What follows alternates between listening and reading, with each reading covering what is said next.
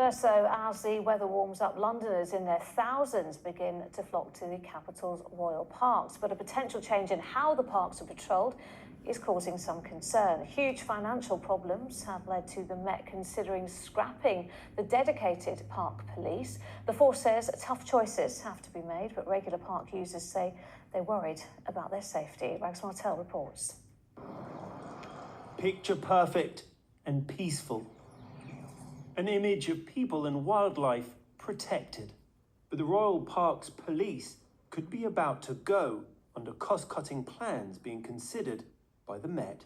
Would you miss the Royal Parks Police if they went? I would. Why? I think you definitely need them here. You have cyclists paid cycling far too fast and using it as a velodrome, and I think you just need to keep the park safe. They're not important when nothing goes wrong. They're very important when something goes wrong. I think there's a role for the rangers to be more involved rather than police. The Royal Parks Police look after London's largest green spaces. Think Richmond, Greenwich and Hyde Park. But rather than having dedicated patrols, they could soon be replaced by regular officers. The Royal Parks Police have been around since 1872, but even now, there aren't that many of them. At the last count, their operational command unit numbered fewer than 100 officers. Friends of Richmond Park believe specialist police officers are needed in what is not only a huge urban park, but also a wildlife reserve at the same time. But they do an astonishingly good job considering the scale of the place. In here, they're looking after the safety of 5.5 million visitors a year to this place.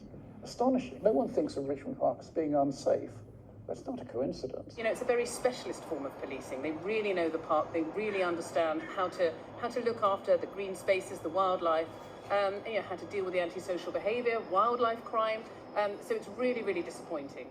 At Regent's Park, uniform shifts begin at 8 a.m, but in recent months, a spate of violent bicycle jackings have occurred before those shifts start. Like this cyclist who was threatened with a hammer before having his bike stolen.